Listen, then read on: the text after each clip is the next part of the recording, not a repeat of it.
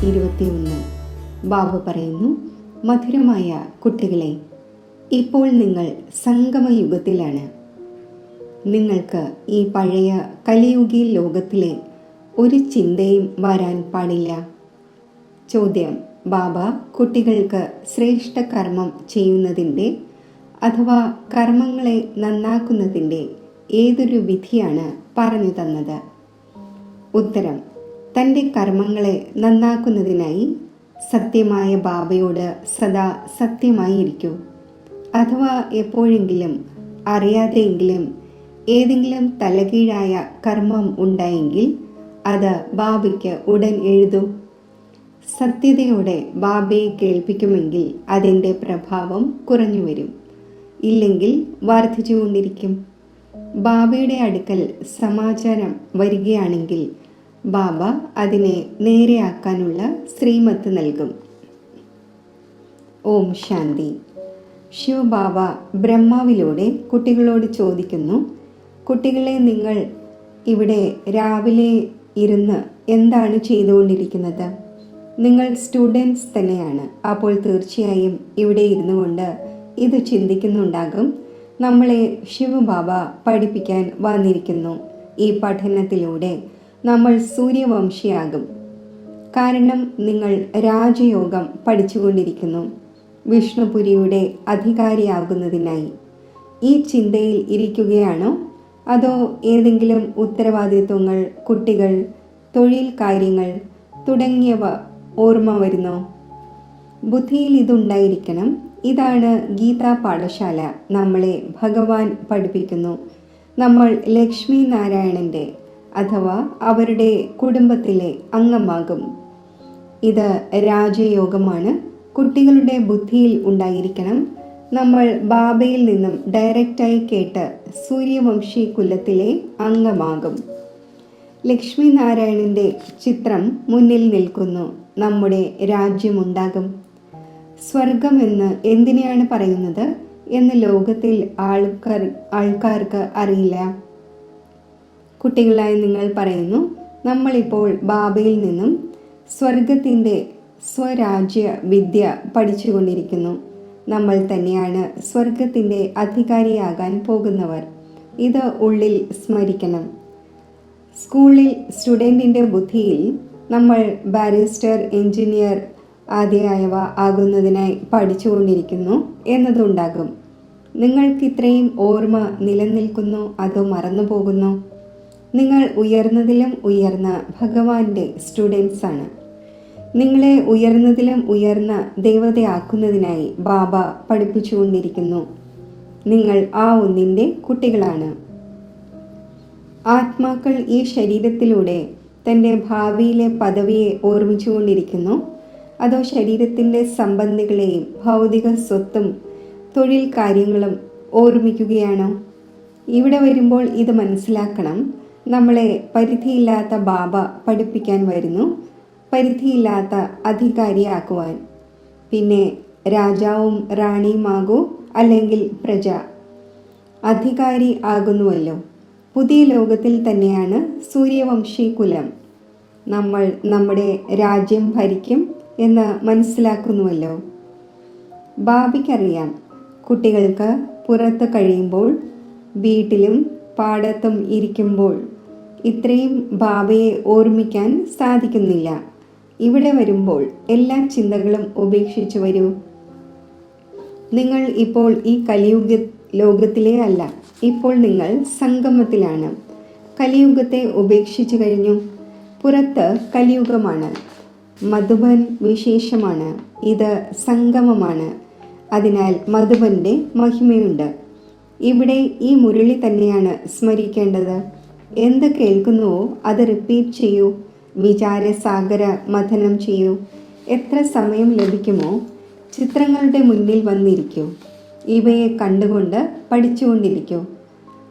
മറ്റുള്ളവരെ കൊണ്ടുവരുന്ന ബ്രാഹ്മണിമാരുടെ മേൽ വളരെയധികം ഉത്തരവാദിത്വമുണ്ട്. വളരെയധികം ചിന്ത വയ്ക്കണം. ടീച്ചേഴ്സിന് നമ്മുടെ സ്കൂളിൽ അഥവാ പാസ്സാകുന്നത് കുറവായാൽ മാനം പോകും എന്ന ചിന്ത ഉണ്ടായിരിക്കുന്നു. സ്കൂളിൽ നിന്നും ധാരാളം പേർ പാസ്സാകുന്നുവെങ്കിൽ ആ ടീച്ചർ നല്ലതായി കണക്കാക്കപ്പെടുന്നു. ബ്രാഹ്മണിമാർ സ്റ്റുഡൻസിൻ്റെ മേൽ ശ്രദ്ധ നൽകേണ്ടതാണ്. ഇവിടെ നിങ്ങൾ സംഗമത്തിൽ വന്നിരിക്കുന്നത് പോലെയാണ്. ഇവിടെ ഡയറക്റ്റായി ബാബ കേൾപ്പിക്കുന്നു. ഇവിടുത്തെ പ്രഭാവം വളരെ നല്ലതാണ്. അഥവാ ഇവിടെ വീടും തൊഴിലും ഓർമ്മ വന്നു എങ്കിൽ ബാബ മനസ്സിലാക്കും ഇവർ സാധാരണ പ്രജയാകും. വന്നത് രാജാവാകുന്നതിന് വേണ്ടിയായിരുന്നു. പക്ഷേ അല്ലായിരുന്നുവെങ്കിൽ കുട്ടികൾക്ക് ഉള്ളിൽ വളരെ സന്തോഷം ഉണ്ടായിരിക്കേണ്ടതാണ്. ചിത്രവും നിങ്ങളെ വളരെയധികം സഹായിക്കുന്നു. ലോകർ അഷ്ടദേവതമാരുടെയും ഗുരുക്കന്മാരുടെയും ചിത്രം വീട്ടിൽ വയ്ക്കുന്നു ഓർമ്മയ്ക്കു വേണ്ടി. എന്നാൽ അവരെ ഓർമ്മിക്കുന്നതിലൂടെ യാതൊന്നും ലഭിക്കുന്നില്ല. ഭക്തിമാർഗത്തിൽ എന്തെല്ലാം ചെയ്താലും താഴെ തന്നെയാണ് ഇറങ്ങി വന്നത്. കുട്ടികളായ നിങ്ങൾക്ക് ഉയരങ്ങളിൽ പോകാനുള്ള പുരുഷാർത്ഥം ചെയ്യണം. വീട്ടിൽ ശിവബാബയുടെ ചിത്രം വയ്ക്കൂ. അപ്പോൾ ഓരോ നിമിഷവും ഓർമ്മ വരും. മുൻപ് നിങ്ങൾ ഹനുമാനെയും കൃഷ്ണനെയും രാമനെയും ഓർമ്മിച്ചിരുന്നു. ഇപ്പോൾ ശിവബാബ മുന്നിലിരുന്ന് പറയുന്നു, എന്നെ ഓർമ്മിക്കൂ. ത്രിമൂർത്തിയുടെ ചിത്രം വളരെ നല്ലതാണ്. ഈ ചിത്രം സദാ പോക്കറ്റിൽ വയ്ക്കൂ. അടിക്കടി നോക്കിക്കൊണ്ടിരിക്കൂ. എങ്കിൽ ഓർമ്മ നിലനിൽക്കും. ബാബ ഭക്തനായിരുന്നു. അപ്പോൾ ലക്ഷ്മി നാരായണൻ്റെ ഫോട്ടോ പോക്കറ്റിൽ വയ്ക്കുമായിരുന്നു. ഇരിപ്പിടത്തിന് താഴെ കൂടെ വയ്ക്കുമായിരുന്നു. അതിലൂടെ ഒന്നും ലഭിച്ചില്ല. ഇപ്പോൾ ബാബയിൽ നിന്നും വളരെയധികം പ്രാപ്തി ഉണ്ടായിക്കൊണ്ടിരിക്കുന്നു. ആ ഒന്നിനെ തന്നെ ഓർമ്മിക്കേണ്ടതുണ്ട്. ഇതിൽ മായ എതിരിടുന്നു. ജ്ഞാനം വളരെയധികം കേൾക്കുകയും കേൾപ്പിക്കുകയും ചെയ്യുന്നു. ഇതിൽ തീവ്രമായി പോകുന്നു. 84ൻ്റെ ചക്രം മറന്നു പോകുന്നതായി പറയുന്നില്ല. ഇവിടെ ഇരിക്കുന്നവർ കൂടുതൽ ഓർമ്മിക്കുന്നു എന്നുമല്ല. അങ്ങനെയല്ല. ഇവിടെ കഴിയുമ്പോഴും പലരും ഒരു വിലയുമില്ലാത്തത് ഓർമ്മിച്ചു കൊണ്ടിരിക്കുന്നു. ഏത് പിതാവിൽ നിന്നാണോ നമ്മൾ വെളുപ്പാകാൻ വന്നിരിക്കുന്നത് ആ ഒന്നിനെ അറിയുന്നതേയില്ല. മായയുടെ നിഴൽ വളരെയധികം പതിയുന്നു. മുഖ്യമായ കാര്യം ഓർമ്മയുടേതാണ്. ബാബയ്ക്കറിയാം വളരെ നല്ല നല്ല കുട്ടികളും ഓർമ്മയിൽ ഇരിക്കുന്നില്ല. യോഗത്തിൽ ഇരിക്കുന്നതിലൂടെ ദേഹാഭിമാനം കുറയും.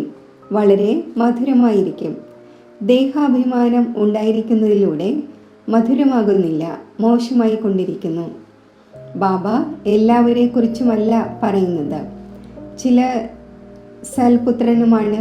സൽപുത്രനായി മനസ്സിലാക്കുന്നത് യോഗത്തിലിരിക്കുന്നവരെയാണ്. അവരിൽ നിന്നും യാതൊരു തലകീഴായ കാര്യവും ഉണ്ടാകില്ല. ബന്ധുമിത്രാദികളെയും മറ്റുമെല്ലാം മറക്കും. നമ്മൾ അശരീരിയായി വന്നിരുന്നു. ഇപ്പോൾ അശരീരിയായി വീട്ടിലേക്ക് പോകേണ്ടതുണ്ട്. ഇപ്പോൾ കുട്ടികളായി നിങ്ങൾക്ക് ജ്ഞാനത്തിൻ്റെ 3ാമത്തെ നേത്രം ലഭിച്ചിരിക്കുന്നു. അതിലൂടെ നിങ്ങൾ തൻ്റെ വീടിനെ അറിയുന്നു, രാജധാനിയെയും അറിയുന്നു. കുട്ടികൾ ഇതും അറിയുന്നുണ്ട്. ശിവബാബ കറുത്ത ലിംഗമൊന്നുമല്ല. അവർ കാണിച്ചതുപോലെ ആ ഒന്ന് ബിന്ദുവിന് സമാനമാണ്. ഇതും നമ്മൾ അറിയുന്നു. ഇപ്പോൾ നമ്മൾ വീട്ടിലേക്ക് പോകും. അവിടെ നമ്മൾ അശരീരിയായി നിവസിക്കുന്നു. ഇപ്പോൾ നമുക്ക് അശരീരി ആകേണ്ടതുണ്ട്. സ്വയം ആത്മാവാണ് എന്ന് മനസ്സിലാക്കി പതീത പാവനായ ബാബയെ ഓർമ്മിക്കണം. ഇത് മനസ്സിലാക്കിച്ചു തരുന്നു. ആത്മാവ് അവിനാശിയാണ്. അതിൽ 84 ജന്മങ്ങളുടെ പാർട്ട് അടങ്ങിയിട്ടുണ്ട്. അതിൻ്റെ അവസാനം ഉണ്ടാകുന്നില്ല. അല്പം സമയം മുക്തിധാമത്തിൽ പോയി വീണ്ടും പാർട്ടിലേക്ക് വരേണ്ടതുണ്ട്. നിങ്ങൾ ഓൾറൗണ്ട് പാർട്ട് അഭിനയിക്കുന്നു. ഇത് സദാ ഓർമ്മയുണ്ടായിരിക്കേണ്ടതാണ്. ഇപ്പോൾ നമുക്ക് വീട്ടിലേക്ക് പോകേണ്ടതുണ്ട്. ബാബയെ ഓർമ്മിക്കുന്നതിലൂടെ നമ്മൾ തമോ പ്രധാനത്തിൽ നിന്നും സദോ പ്രധാനമായി മാറും. ഇവിടെ തൊഴിൽ കാര്യങ്ങൾ ഓർമ്മിക്കാൻ പാടില്ല. ഇവിടെ നിങ്ങൾ പൂർണ്ണമായും സംഗമയുഗത്തിലാണ്. ഇപ്പോൾ നിങ്ങൾ ബോട്ടിൽ ഇരിക്കുന്നു. ചിലർ ഇടയിൽ ഇറങ്ങിപ്പോകുന്നു, പിന്നെ കുടുങ്ങി മരിക്കുന്നു. ഇതിനെക്കുറിച്ചും ശാസ്ത്രങ്ങളിൽ ഒരു കഥയുണ്ട്. ഇപ്പോൾ നിങ്ങൾക്കറിയാം, ആ തീരത്തേക്ക് പോയിക്കൊണ്ടിരിക്കുന്നു. തോണിക്കാരൻ ശിവബാബയാണ്. കൃഷ്ണനെ തോണിക്കാരനെന്നോ പൂന്തോട്ടക്കാരനെന്നോ പറയില്ല. ശിവഭഗവാൻ ഉവാച ആണ്. പതീത പാവനൻ ശിവബാബയാണ്. കൃഷ്ണന്റെ നേർക്ക് ബുദ്ധി പോകാൻ സാധിക്കില്ല. മനുഷ്യരുടെ ബുദ്ധിയാണെങ്കിൽ അലഞ്ഞുകൊണ്ടിരിക്കുന്നു. ബാബ വന്ന് അലഞ്ഞു തിരിയുന്നതിൽ നിന്നും വിടുവിക്കുന്നു. കേവലം പറയുന്നു സ്വയം ആത്മാവാണ് എന്ന് മനസ്സിലാക്കി ബാബയെ ഓർമ്മിക്കൂ. അപ്പോൾ തന്നെയാണ് നിങ്ങൾ സ്വർഗത്തിൻ്റെ അധികാരിയാകുന്നത്. ഈ കാര്യങ്ങൾ മറക്കാൻ പാടില്ല. ഇവിടെ നിന്നും നിങ്ങൾ വളരെയധികം റിഫ്രഷായി പോകുന്നു. അനുഭവവും കേൾപ്പിക്കുന്നു. ബാബ, നമ്മൾ വീണ്ടും പഴയതുപോലെ ആയി പോകുന്നു. ബന്ധുമിത്രാദികളുടെയും മറ്റും മുഖം കാണുമ്പോൾ പ്രലോഭിതം ആയി പോകുന്നു. കുട്ടികളായ നിങ്ങൾ പ്രിയതമകളാണ്. കാര്യവ്യവഹാരം ചെയ്യുമ്പോഴും പ്രിയതമനെ ഓർമ്മിക്കൂ. അപ്പോൾ ഉയർന്ന പദവി നേടും. അഥവാ ഇപ്പോൾ പുരുഷാർത്ഥം ചെയ്യുകയില്ലെങ്കിൽ സിംഗിൾ കിരീടം പോലും ലഭിക്കില്ല. ഇവിടെ കുട്ടികൾ വരുമ്പോൾ ടൈം വേസ്റ്റ് ചെയ്യാൻ പാടില്ല. മറ്റുള്ളവ ഒന്നും ഇവിടെയില്ല. കേവലം നിങ്ങളുടെ സ്മാരകമായ ദിൽവാഡ ക്ഷേത്രമുണ്ട്. അത് നിങ്ങൾക്ക് കാണാൻ സാധിക്കും. മുകളിൽ സ്വർഗം നിൽക്കുന്നു. വൃക്ഷവും നിങ്ങൾക്ക് ക്ലിയറാണ്. താഴെ രാജയോഗത്തിലിരിക്കുന്നു. മുകളിൽ രാജപദം നിൽക്കുന്നു. കൃത്യമായി ദിൽവാല ക്ഷേത്രം ഉണ്ടാക്കപ്പെട്ടിരിക്കുന്നത് പോലെ. നിങ്ങൾക്കറിയാം, ശിവബാബ നമുക്ക് വീണ്ടും ജ്ഞാനം നൽകി സ്വർഗത്തിൻ്റെ അധികാരി ആക്കിക്കൊണ്ടിരിക്കുന്നു. ഈ കലിയുഗത്തിൻ്റെ വിനാശം സംഭവിക്കേണ്ടതുണ്ട്. ഈ ആദിദേവനും ആദിനാഥനും ആരാണ്? നിങ്ങൾ സർവരുടെയും ഓക്കുപേഷൻ അറിയുന്നല്ലോ. ഈ സമയത്തിൻ്റെ ചർച്ച പിന്നെ ഭക്തി മാർഗത്തിൽ നടക്കുന്നു. ഉത്സവവും വ്രതവും എല്ലാം ഈ സമയത്തിൻ്റെതാണ്. സത്യമായ വ്രതമാണ് മന്മനാഭവ. ബാക്കി ജലപാനം ഇല്ലാതിരിക്കുക, ഭക്ഷണം കഴിക്കാതിരിക്കുക, ഇത് വ്രതമൊന്നുമല്ല. ലോകത്തിൽ ഈ സമയം മായയുടെ പുറമോടി വളരെയധികമുണ്ട്. മുൻപ് ഈ ഇലക്ട്രിസിറ്റി, ഗ്യാസ് തുടങ്ങിയവ ഉണ്ടായിരുന്നില്ല. പിന്നീടാണ് വന്നത്. 100 വർഷമായി ഇതിൽ മനുഷ്യർ കുടുങ്ങി മരിച്ചിരിക്കുന്നു. നമ്മളെ സംബന്ധിച്ച് സ്വർഗം ഇവിടെ തന്നെയാണ് എന്ന് പറയുന്നു. മായയുടെ ബലം ഇത്രത്തോളമുണ്ട്, ബാബയെ തീർത്തും ഓർമ്മിക്കുന്നതേയില്ല. പറയുന്നു, നിങ്ങൾ വന്ന് നോക്കൂ, നമ്മൾ എങ്ങനെയാണ് സ്വർഗത്തിലിരിക്കുന്നത് എന്ന്. ഇപ്പോൾ സ്വർഗത്തിൻ്റെ മുന്നിൽ ഇവ ഒന്നും തന്നെയല്ല. സ്വർഗമെവിടെ, നരകമെവിടെ? സ്വർഗത്തിലെ ഒരു വസ്തു പോലും ഇവിടെ ഉണ്ടാവുക സാധ്യമല്ല. അവിടെ ഓരോ വസ്തുവും സദോ പ്രധാനമായിരിക്കും. പശുക്കളും ഫസ്റ്റ് ക്ലാസ് ആയിരിക്കും. നിങ്ങളും ഫസ്റ്റ് ക്ലാസ് ആകുന്നു. അപ്പോൾ നിങ്ങളുടെ ഫർണിച്ചർ, ആഹാരപാനീയങ്ങൾ മറ്റും എല്ലാം ഫസ്റ്റ് ക്ലാസ് ആയിരിക്കും. സൂക്ഷ്മവതനത്തിൽ ഫലവും മറ്റും കണ്ടിട്ട് വരുന്നല്ലോ. പേര് തന്നെ മധുരപാനീയം എന്നാണ് വെക്കുന്നത്. ലോകത്തിലുള്ളവർക്ക് സ്വർഗം എവിടെയാണ് എന്നതറിയില്ല. അവിടെ സർവ്വതും സദോ പ്രധാനം ആയിരിക്കും. ഈ മണ്ണോ മറ്റോ അവിടെ പതിയുന്നില്ല. ദുഃഖത്തിൻ്റെ ഒരു കാര്യവുമില്ല. എന്നാൽ കുട്ടികൾക്ക് ഈ ലഹരി ഇതുവരെയും കയറുന്നില്ല. ബാബ നമ്മളെ സ്വർഗത്തിൻ്റെ അധികാരിയാക്കുന്നതിനായി ഈ പഠനം പഠിപ്പിച്ചുകൊണ്ടിരിക്കുന്നു. ചിത്രം എത്ര ക്ലിയറാണ്! ചിത്രം തയ്യാറാകുന്നതിൽ സമയമെടുക്കുന്നു. ബാബ എല്ലാം സേവനാർത്ഥം ഉണ്ടാക്കിച്ചുകൊണ്ടിരിക്കുന്നു. എന്നാൽ ചിലരാണെങ്കിൽ തങ്ങളുടെ ജോലി കാര്യങ്ങളിൽ അത്രയും കുടുങ്ങിയിരിക്കുകയാണ്. ബാബയെ ഓർമ്മിക്കുന്നത് പോലുമില്ല. എക്സിബിഷൻ്റെ ചിത്രങ്ങളുടെ മാഗസീനുമുണ്ട്. അതും വായിക്കേണ്ടതാണ്. ഗീതയുടെ നിയമം പാലിക്കുന്നവർ എവിടെ പോയാലും ഗീത തീർച്ചയായും പഠിക്കും. ഇപ്പോൾ നിങ്ങൾക്ക് സത്യമായ ഗീത ചിത്രങ്ങൾ സഹിതം ലഭിച്ചിരിക്കുന്നു. ഇപ്പോൾ നന്നായി പ്രയത്നിക്കേണ്ടതാണ്. ഇല്ലെങ്കിൽ ഉയർന്ന പദവി നേടാൻ സാധിക്കില്ല.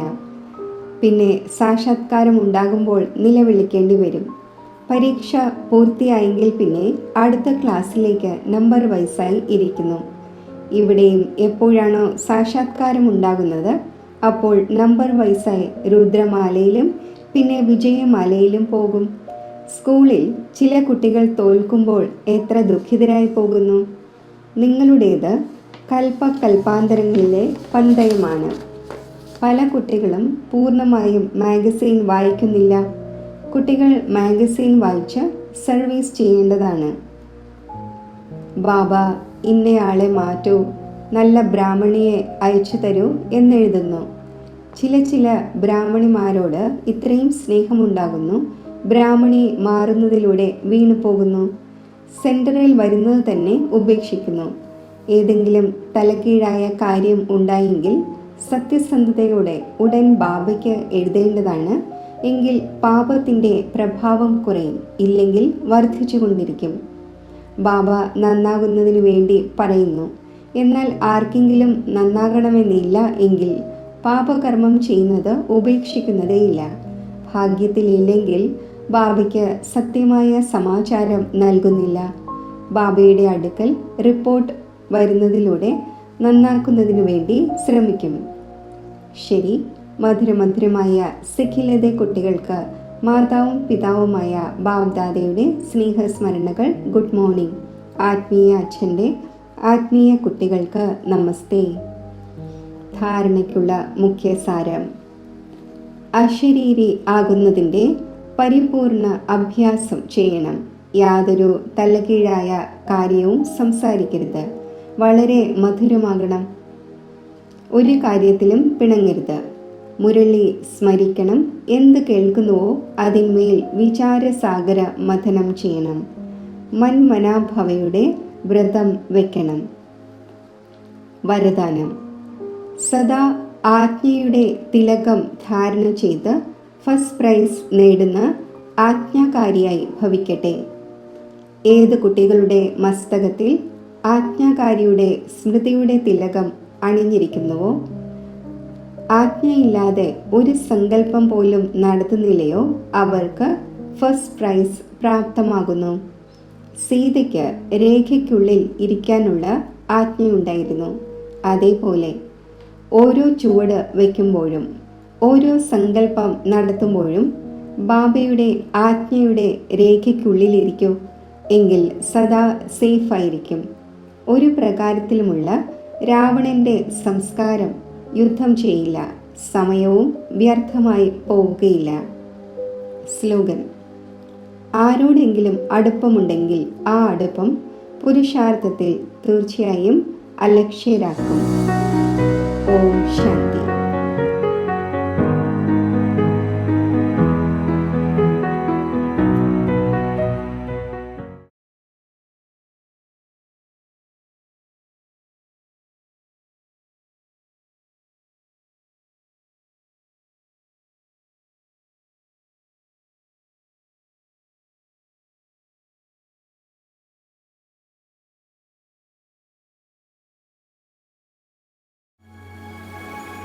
മെഡിറ്റേഷൻ. പുരിക മധ്യത്തിൽ തിളങ്ങുന്ന അതിസൂക്ഷ്മ ആത്മസ്വരൂപത്തിൽ മനസ്സിനെ ഞാൻ കേന്ദ്രീകരിക്കുന്നു.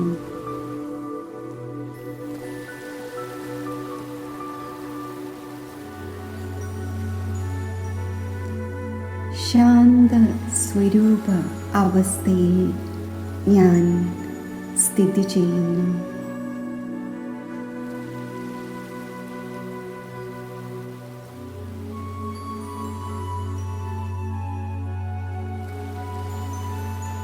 ശാന്തത എൻ്റെ നിജ ഗുണമായി ഞാൻ അനുഭവിക്കുന്നു.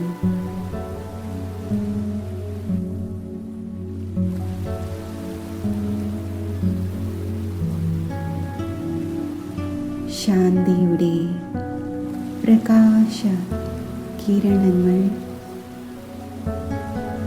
ആത്മസ്വരൂപത്തിൽ നിന്നും അന്തരീക്ഷത്തിലേക്ക് വ്യാപിക്കുന്നു.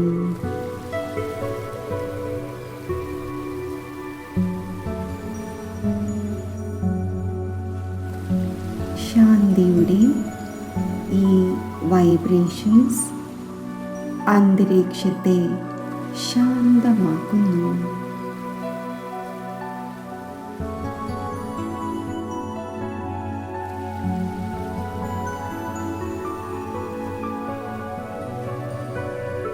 എൻ്റെ അവ്യക്ത രൂപം ഞാൻ ധാരണ ചെയ്യുന്നു. പ്രകാശമയ ശരീരത്തിൽ ലൈറ്റ് സ്വരൂപമായി ഞാൻ സ്വയം അനുഭവിക്കുന്നു.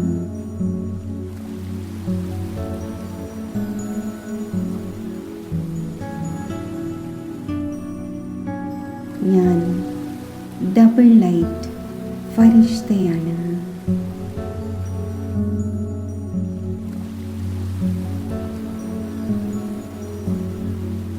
വ്യക്തലോകത്ത് നിന്നും വേറിട്ടിരിക്കുന്ന ഈ അവസ്ഥയിൽ ഞാൻ സ്വതന്ത്രമാണ്.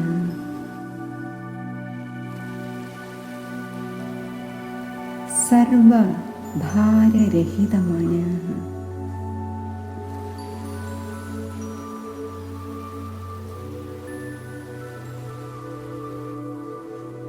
ഈ ഡബിൾ ലൈറ്റ് അവസ്ഥയിൽ അലൗകിക സന്തോഷത്തിൻ്റെ അവസ്ഥയിൽ ഞാൻ സ്ഥിതി ചെയ്യുന്നു.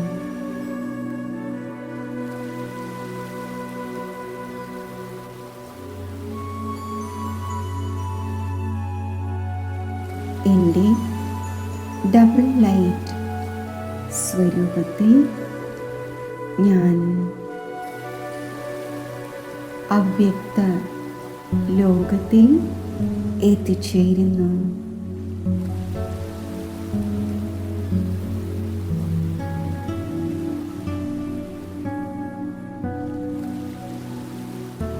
പ്രകാശമയമായ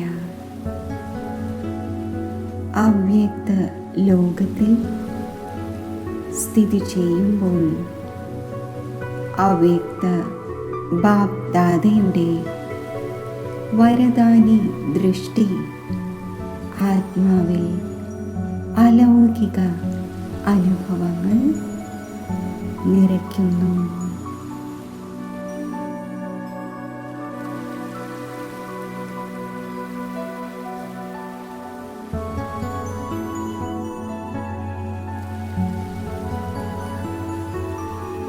ഈ അവ്യക്ത കൂടിക്കാഴ്ച എന്നെ സന്തുഷ്ടമണി ആക്കുകയാണ്.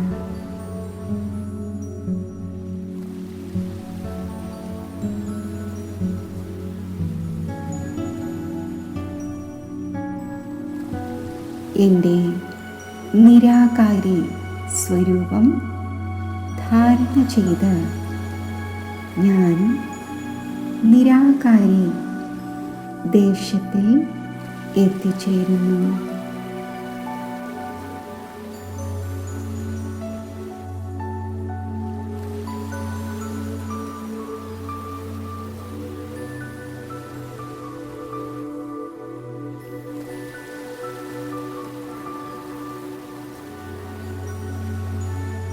സർവത്ര സ്വർണ്ണ ചുവന്ന ദിവ്യ പ്രകാശം നിറഞ്ഞ ഈ ബ്രഹ്മലോകത്തിൽ ശിവബാബയുടെ സമീപം ഞാൻ സ്ഥിതി ചെയ്യുന്നു.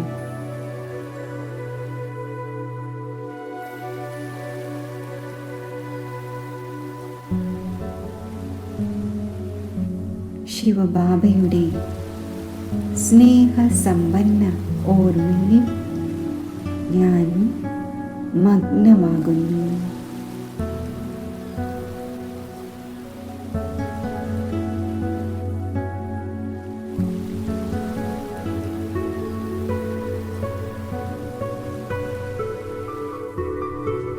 ആത്മാവിൽ പവിത്രതയുടെ ശാന്തിയുടെ ശക്തി ശക്തിയുടെയും സ്നേഹത്തിൻ്റെയും പ്രകാശം നിറയുന്ന അനുഭവം എനിക്കുണ്ടാകുന്നു.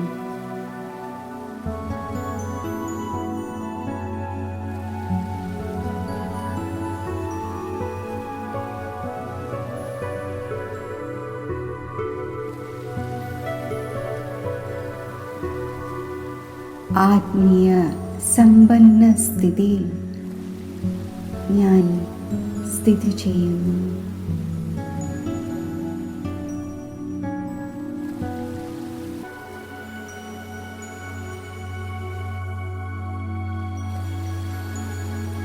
ഈ സമ്പന്ന അവസ്ഥയിൽ